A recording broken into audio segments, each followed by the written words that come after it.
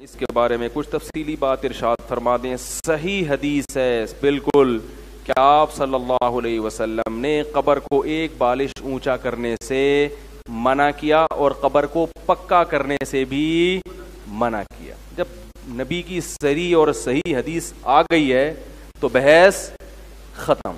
چاروں ائمہ کے نزدیک، چاروں فقہا کے نزدیک اور تمام مکاتب فکر کے نزدیک قبروں کو پکا کرنا، ان کو اونچا کرنا یہ حرام ہے، گناہ کبیرہ ہے.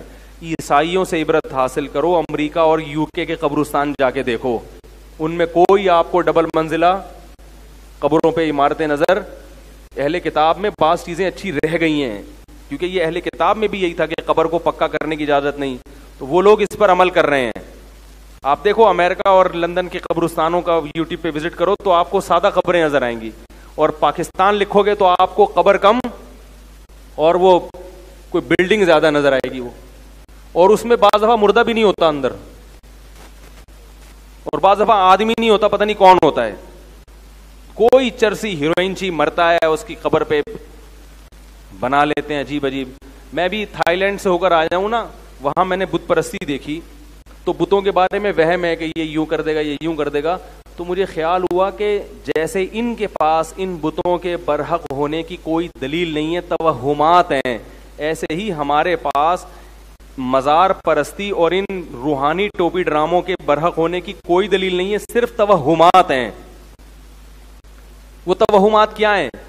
ہندوؤں کا نتیجہ ہے کہ ہم نے فلاں بھگوان کی منت مانی تھی، ہمارا فلاں کام ہو گیا تھا. بعض دفعہ کام ہو بھی جاتا ہے نا، تو ان کے پاس ایسے کچھ واقعات ہوتے ہیں، وہ واقعات لوگوں کو سناتے ہیں، لوگ یقین کر لیتے ہیں.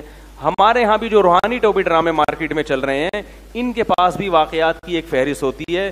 فلاں آیا تھا، میں نے فلاں وظیفہ بتایا تھا، اس کا فلاں کام ہو گیا تھا. تو اللہ نے بھگوان کے جو پتھروں کے بنے ہوئے بت ہیں ان کے باطل ہونے کی دلیل میں یہ نہیں کہا کہ ان سے تم نے فلاں موقع پہ مدد مانگی تھی اور کام ہو گیا تھا، بلکہ اللہ نے کہا کہ تم کتنی چیزیں ان سے مانگتے ہو وہ پوری نہیں ہوتی. ایک دلیل یہ دی، الہم ارجل یمشون بہا، کیا ان کے پاؤں ہیں جس سے چل سکتے ہیں؟ یعنی اللہ نے بتایا کہ یہ اپنا کام نہیں بنا سکتے تو تمہارا کہاں سے بنائیں گے؟ لہذا جو کام تمہارے ہو گئے وہ انہوں نے نہیں کیے، وہ کس نے کیے ہیں؟ اللہ نے کیے، اور ان کی وجہ سے نہیں کہ وہ ویسے ہی غریبی میں کچھ کام ہو جاتے ہیں. ایسے ہی روحانی ٹوپی ڈرامے سے کسی کو فائدہ ہو گیا تو یہ مت دیکھو فائدہ ویسے ہی ہونا تھا. ہر آدمی کے مقدر میں بیماری کے بعد موت نہیں ہوتی، بہت سے لوگوں کے میں بیماری کے بعد شفا بھی لکھی ہوتی ہے. تم یہ دیکھو کہ جو اپنے آپ کے کام ٹھیک نہیں کر سکتا وہ تمہارے کام کہاں سے ٹھیک کرے گا؟ جو روحانی علاج والا، تم جا رہے ہو اس کے پاس کہ میری فلاں جگہ سیٹنگ چل رہی ہے، وہ لڑکی مجھے مل جائے، زیادہ تر یہی ہو رہا ہے. تو میں ان سے کہتا ہوں جو پٹھان ہوٹل سے فری پھوکٹ میں 2 پراٹھے نہیں اٹھا کے لا سکتا وہ تمہاری محبوبہ کو تمہارے قدموں میں، بولو بھائی، کہاں سے لا سکتا ہے؟ تو قرآن کا طرز یہ ہے کہ ان کے عاجز ہونے کے دلائل دے رہا ہے، اور آپ ان کے عاجز ہونے کے دلائل پہ غور نہیں کر رہے. جو کام تکے میں ہو گئے ہیں ان کو ہائی لائٹ کر رہے ہو. مجھے کینسر تھا، میں حضرت جی کے پاس گیا، کینسر ٹھیک ہو گیا ہے. بھائی میری ٹانگ ٹوٹ گئی تھی، میں فلاں کے پاس گیا، ٹانگ ٹوٹ گئی. میرے گدے میں پتھری تھی، انہوں نے پھونک ماری، پتھری نکل گئی. ارے اگر پتھری نکل رہی ہوتی ٹھیک ہے، نکل گئی آپ کی، مانتا ہوں، ان کی پھونک سے نہیں نکلی، ویسے ہی نکلی ہے. ہر ایک کی پتھری نے اندر رہنا نہیں ہوتا. تو یہی وہ توہم پرستی ہے جس کی وجہ سے شرک آیا ہے. فلاں نے بت کے سامنے جھکا تھا، اس کی شادی ہو گئی، اس کے بچہ ہو گیا. فلاں مزار پہ گیا تھا داتا دربار کے، تو دیکھو اس کے اولاد ہو گئی، اس کا مطلب مزاروں سے بھی ہوتا ہے. تو بھائی اگر ایسے ہو رہا ہوتا نا، آپ یہ دیکھو کتنے گئے ہیں ان کو پھر بھی اولاد نہیں ملی، اور کتنے نہیں گئے ہیں پھر بھی ہو گئی اولاد ان کو.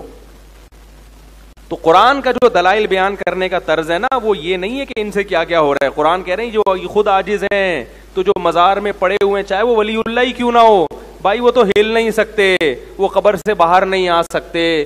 وہ میں نے بتایا تھا نا ایک واقعہ، ایک فالج زدہ آدمی کا فون آیا میرے پاس، آدھا دھڑ اس کا کیا ہے؟ فالج. اس نے کہا میں مزار پہ جانا چاہتا تھا، تو میں نے آپ کا بیان سنا، میں نے جانے کا ارادہ ترک کر دیا. میں نے کہا چلو ایک آدمی کو ہدایت ملی اللہ کے فضل سے. پھر میں نے اس کو مزید مثال دی، میں نے کہا دیکھو آپ کا آدھا دھڑ کیا ہے؟ فالج زدہ، وہ نہیں ہلتا. جو مزار میں بزرگ ہیں انتہائی قابل احترام، مگر ان کے دونوں دھڑ بولو بھائی نہیں ہلتے. جس کے دونوں دھڑ نہ ہل رہے ہوں وہ آپ کا آدھا دھڑ کہاں سے صحیح کرے گا بھائی؟ تو یہ قرآن کا اسٹائل ہے دلائل دینے کا. آپ اس میں کہہ سکتے ہو بزرگوں کی توہین ہے، توہین نہیں ہے. یہ تو ان کا عاجز ہونا بیان کیا جا رہا ہے. یہ عاجز ہونا تو اللہ نے پیغمبروں کا بھی بیان کیا ہے. عیسائی حضرت عیسیٰ کو اللہ کا رب مانتے ہیں نا، اپنا رب مانتے ہیں نا. اللہ نے کہا عیسیٰ ابن مریم کھانا کھاتے تھے، جو روٹی اور کھانے کا محتاج ہے وہ خدا کہاں سے ہو سکتا ہے؟ تو کیا یہ عیسیٰ علیہ السلام کی توہین کر دی اللہ نے؟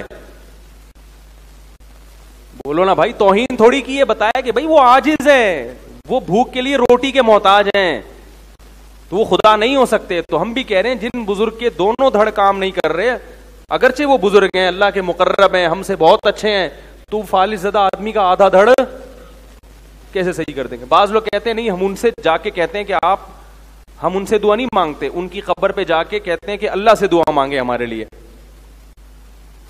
کس سے دعا مانگے؟ اللہ سے. تو سوال پیدا ہوتا ہے کہ کیا اسلاف میں یہ طریقہ تھا؟ نمبر ایک، کیا یہ بات درست ہے کہ آپ قبر میں جا کے جب ان سے کہیں گے کہ اللہ سے دعا مانگے تو اس کی کیا دلیل ہے کہ وہ آپ کی یہ پکار سنیں گے؟ قرآن تو کہہ رہا ہے انک لا تسمع الموتى، تم مردوں کو سنا نہیں سکتے. اب یہ مردوں والا مسئلہ آ جائے گا، اس پہ کلپ بازی شروع میرے خلاف. قرآن کیا کہہ رہے ہیں؟ تم مردوں کو سنا نہیں سکتے. میرا یہ نظریہ کہ مردے نہیں سنتے. اگر کسی کا نظریہ سنتے ہیں تو بھائی اس کا ہوگا. بعض اکابر اس طرف گئے ہیں کہ سنتے ہیں، ان کے بھی اپنے دلائل ہیں، لیکن مجھے جو دلائل سے جو بات صحیح میں وہ بیان کر رہا ہوں. کسی کی شان میں توہین نہیں کر رہا، کیونکہ قرآن کی اتنی واضح نص موجود ہے اس بارے میں کہ آپ مردوں کو سنا نہیں سکتے. بعض کہتے ہیں ہم سنا نہیں سکتے، لیکن اس قرآن میں یہ کہا کہ وہ سن نہیں سکتے. اصل میں یہاں سنانے کا مقصد کیا ہے کہ وہ سن نہیں سکتے، اس لیے تم ان کو نہیں سنا سکتے. تو یہاں عبارت مقدر ہے فَإِنَّكَ لَا تُسْمِعُ الْمَوْتَى فَإِنَّهُمْ لَا يَسْمَعُونَ. تم ان کو سنا اس لیے نہیں سکتے کہ ان میں سننے کی صلاحیت ختم ہو گئی ہے. تو اصل میں قرآن یہ بتانے کے لیے چاہ رہا ہے کہ مردوں میں سننے کی صلاحیت ہے ہی نہیں، کیونکہ آگے آتا ہے لا تہدی العمیٰ، تم اندھوں کو راستہ دکھا نہیں سکتے. تو جیسے اندھا نہ دیکھ نہیں سکتا اس لیے نہیں دکھا سکتے، تو مردہ بھی چونکہ سن نہیں سکتا اس لیے آپ اس کو سنا نہیں سکتے. بالکل نص ہے یہ قرآن کی، بالکل واضح. اب تو عجیب ہو رہا ہے، بعض لوگوں نے مردوں کو قبروں سے دکھانا بھی شروع کر دیا. کہہ رہے ہیں سننا تو دور کے بعد مردہ اندر سے دیکھ بھی رہا ہے باہر. بھائی اتنا غلو مت کرو، سننے میں اختلاف ہے، وہ اختلافی مسئلہ ہے. ہاں احادیث میں جہاں سننا ثابت ہے جن مواقع پر، ہم وہاں بھی سننے کے قائل ہیں. جیسے کہ صحیح مسلم کی حدیث ہے کہ جب دفنا کے لوٹتے ہو تو مردہ چپلوں کی آواز سنتا ہے، وہاں ہم قائل ہیں سننے کے، تاکہ قرآن اور حدیث میں کیا ہو جائے؟ تطبیق ہو جائے. تو پھر دوسری بات یہ سے شرک پھیلتا ہے. اور چلو فرض کیا وہ سنتے بھی ہیں، تو کیا زندہ دنیا میں کم پڑ گئے جو آپ مردوں کے پاس جا رہے ہو؟ ہیں بھائی، قبر میں جا کے آپ مردوں سے کہہ رہے ہو کہ سنیں، تو کیا زندہ بزرگ دنیا میں نہیں ہے؟ خاص طور پر جب ایک عمل سے بدعت کی تائید ہو رہی ہو اور یہ اسلاف کا طریقہ بھی نہ ہو. اسلاف کا یہ طریقہ نہیں تھا کہ قبروں پہ جا کے وہ یوں کہا کرتے تھے، وہ زندوں سے دعا کی درخواست کرتے تھے. تو جب یہ طریقہ بھی نہیں ہے تو یہ طریقہ بہرحال سنت کے خلاف. اور دوسری بات یہ کہ بعض چیزیں بذات خود جائز ہوتی ہیں مگر وہ ایک ناجائز چیز کا ذریعہ بن رہی ہوتی ہیں، اس لیے منع کر دیا جاتا ہے.